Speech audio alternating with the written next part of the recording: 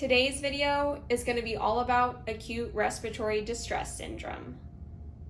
Hey, what's up you guys, and welcome back to my channel. So with the current pandemic situation and hospitals across the nation being at max capacity, I wanted to take a few minutes to talk about what makes the coronavirus so deadly. And that underlying condition is called acute respiratory distress syndrome, or ARDS. Now, coronavirus is not the only thing that causes ARDS, but it is what's currently very prevalent. So I wanted to take a few minutes today to really understand what ARDS is and talk about the causes, symptoms, diagnosis, and treatment of this medical condition. So ARDS is a type of respiratory failure that occurs when gas exchange between the alveoli and the pulmonary capillaries become impaired due to edema and lung scarring. So in a normal healthy lung, there is normal gas exchange between the alveoli and the capillaries, which means blood leaves the lung oxygenated. But in ARDS, fluid starts to leak from the capillaries into the interstitial space that surrounds the alveoli. As fluid continues to fill the interstitial space, it actually pushes into the alveoli and starts filling the alveoli and causes pulmonary edema and impaired gas exchange. With this pulmonary edema, we may be ventilating our alveoli, but the oxygen cannot flow from the lung into the capillary because now there's all this fluid in the way. If you remember from physiology, this is what we would call an increased diffusion distance.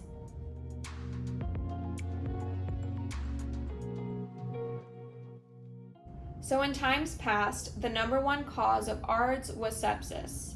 Today, however, we're seeing an increasing number of ARDS cases come from COVID infection. The main takeaway, though, is that anything that injures the lung, whether directly or indirectly, can cause ARDS. So direct lung injury can occur through things like aspiration of gastric contents, viral or bacterial pneumonia, trauma to the chest wall, and any kind of pulmonary embolus, whether thrombotic, fat, or air. And I'd also probably group COVID into the direct lung injury causes as well. Indirect lung injury can occur through things like sepsis, massive trauma, states of shock, and blood transfusion related lung injury. Now this list isn't all encompassing, but it does hit a few of the major causes. And with each of these causes, there is activation of the systemic immune response system.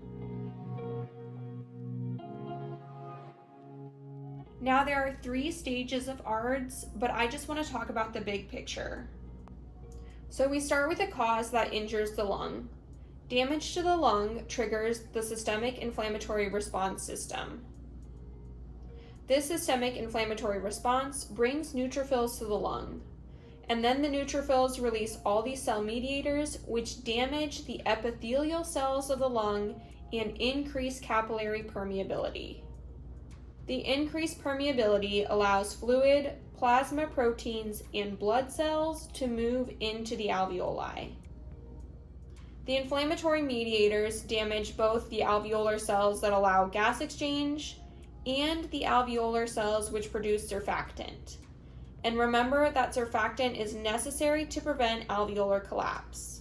So decreased surfactant equals atelectasis or collapsed alveoli.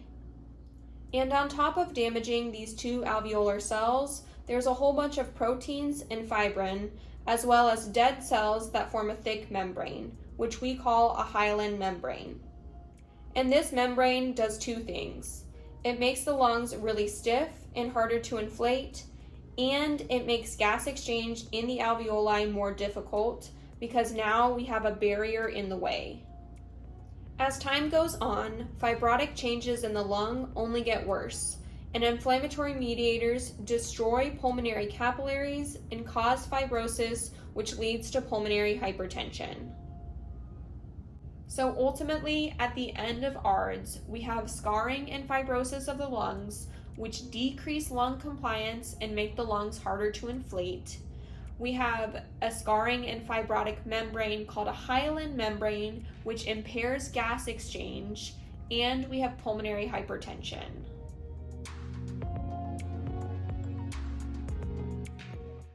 So initially, in the first stages of ARDS, the patient will have symptoms like dyspnea or shortness of breath, tachypnea, cough, and anxiety.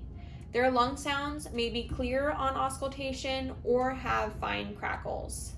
An initial ABG will show signs of respiratory alkalosis because the patient's been hyperventilating, and it might show some mild hypoxemia. A chest x-ray actually may be clear at first or show only minimal infiltrates. So as the disease progresses, respiratory distress occurs.